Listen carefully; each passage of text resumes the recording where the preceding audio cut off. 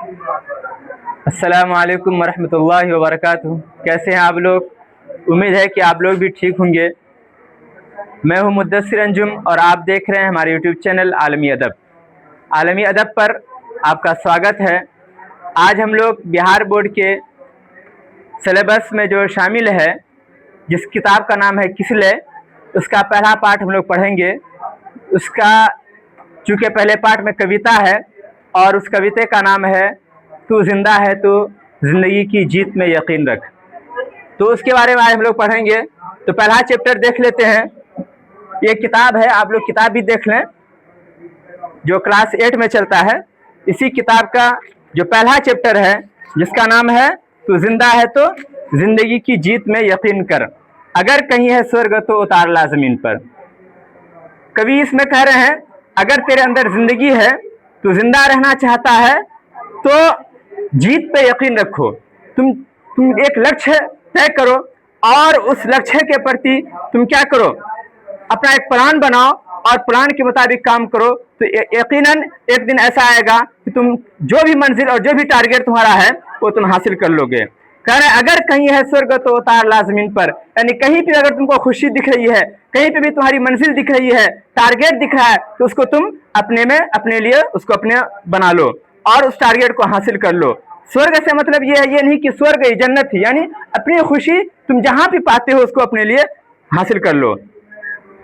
आगे पंक्ति में कह रहे हैं, गम के और 4 दिन, सितम के और 4 दिन, ये दिन भी जाएंगे गुजर, गुजर गए 1000 दिन, कभी तो होगी इस चमन पे भी बहार की नजर, अगर कहीं है स्वर्ग तो उतार ला जमीन पर। शायर कह रहे हैं, कवि कह रहे हैं इसमें कि गम के जो 4 दिन है, सितम के 4 दिन है, जहां 1000 दिन गुजर गए तो 4 दिन गुजरने में कोई टाइम नहीं लगेगा। कभी भी अगर आप पर दुख आए तो आपको हताश नहीं होना है, परेशान नहीं होना है, बल्कि आगे ही बढ़ते रहना है।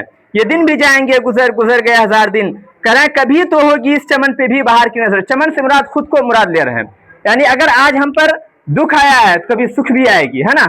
अगर आज हम मुश्किलों में हैं, मुसीबतों में हैं, परेशानियों में हैं, तो कल खुशहाली भी आएगी, है ना, अच्छे दिन भी आएंगे। तो एक कभी तो होगी इस चमन पर, यानी खुद पर बाहर की नजर, यानी ईश्वर की नजर होगी, ईश्वर हमारे हालत को ठीक कर देगा, है ना। अगर कहीं है स्वर्ग तो उतार ला जमीन पर, कहीं भी अगर आपकी जिंदगी में कोई खुशी है तो उसको अपने जिंदगी में उतार लीजिए। इस तरीके से जो किताब के अंदर पंक्ति है आप उसको पढ़ें और उसका विश्लेषण करें, है ना। कभी कभी क्या था, पंक्ति इम्तिहान में दे देता है एग्जाम में और उसका विश्लेषण करने के लिए कहता है, तो आप एक बार किताब भी पढ़ लेंगे और किताब के अंदर जो मेन पॉइंट है हम उसको भी बताते जाते हैं, आप नोट करते जाएं और उस एग्जाम की दृष्टि से बहुत ही आपके लिए लाभदायक होगा, है ना। पहला चैप्टर है तू जिंदा है तो जिंदगी की जीत में यकीन कर। प्रश्न नंबर 1, तू जिंदा है तो कविता के लेखक का नाम क्या है। सबसे पहला क्वेश्चन ये बनता है, ये जो कविता है इस कविता को लिखा कौन है। लेखक मतलब इसको लिखने वाला कौन है, राइटर कौन है, मुसन्निफ कौन है। तो कहते हैं इस कविता के कवि का नाम शंकर शैलेंद्र है। शंकर शैलेंद्र, ये नाम याद रखेंगे। 1 नंबर आपका फिक्स है यहाँ पे ऑब्जेक्टिव में। प्रश्न 2, तू जिंदा है तो कविता से कवि ने हमें क्या संदेश दिया है। हमें क्या संदेश दिया है, हमें क्या पैगाम दिया है, हमें क्या मैसेज दिया है। कोई भी कविता होती है या कोई भी कहते हैं तहरीर होती है, जब उसको आप पढ़ेंगे तो उसमें लेखक कोई मैसेज देना चाहता है पढ़ने वाले को। तो इस कविता से हमें क्या मैसेज मिला है, कहते कठिनाइयों को भूलकर लक्ष्य की प्राप्ति करनी चाहिए। यानी हमारे पास कितनी ही कठिनाइयां है, कितनी ही परेशानियां है, उसको भूल जाइए, उसको अपने पीछे छोड़ करके अपनी मंजिल, अपना टारगेट को देखिए और आगे बढ़िए, तभी आपको मंजिल प्राप्त होगा। हिंदी साहित्य में मुख्य रूप से 2 ही विधाएं होती हैं। हिंदी जो साहित्य है, जिसको उर्दू में उर्दू अदब बोलते हैं, उसमें 2 विधाएं होती हैं। एक होता है पद्य, जिसमें कविता होते हैं, और दूसरा आता गद्य। गद्य के अंतर्गत कहानी, उपन्यास और निबंध होता है। कहानी आप तो जानते ही, उपन्यास उर्दू में इसको नाविल कहते हैं। क्या कहते हैं, नाविल। और निबंध मजमून, है ना। तो एक तो पद होता है, उसमें कविता आता है, और गद्य जो होता है, गद्य के अंदर कहानी होती है, उपन्यास होती है और निबंध होता है। जबकि कविता पद्य के रूप में लयबद्ध होता है। कविता के अंदर क्या होता है, लयबद्ध उसके अंदर होता है। अगला प्रश्न है प्रश्न नंबर 3, तू जिंदा है तो कविता में कवि क्या गुजर जाने की बात कहता है ना। कविता के अंदर कवि किस चीज के गुजर जाने की बात कहता है। उत्तर है कष्ट और जुल्म, है ना। आपने पढ़ा है जुल्म के ये दिन भी जाएंगे गुजर गुजर गए 1000 दिन, है ना। तो वहां पे कष्ट और जुल्म के गुजर जाने की बात कह रहा है। प्रश्न नंबर 4 है कारवां को किसका इंतजार है। उत्तर है इसका कारवां को मंजिल का इंतजार है। कारवां को किसका इंतजार है, मंजिल का इंतजार है।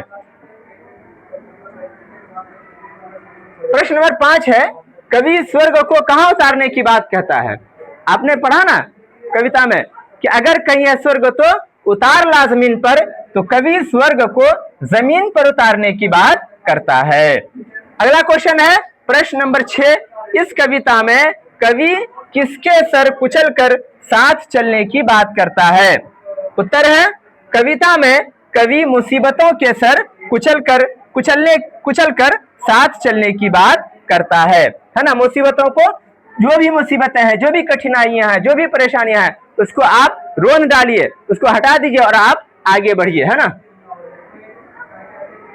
चैप्टर के अंदर जो 2-3 अर्थ है, ये 2-3 शब्द है, उसका अर्थ जानने की कोशिश करेंगे।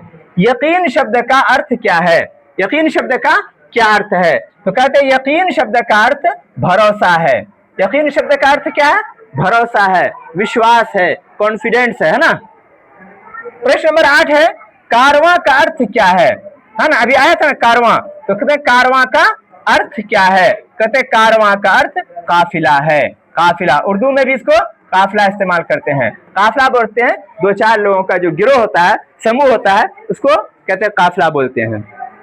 ये था आज का हमारा पहला चैप्टर का वीडियो। अगर आपको वीडियो पसंद आया है तो मेरे चैनल को सब्सक्राइब कर दें, ताकि किसरे का और सारा वीडियो भी आप तक आसानी से पहुंच सके। और हमारे चैनल को लाइक भी कर दें, सब्सक्राइब भी कर दें, शेयर भी करें।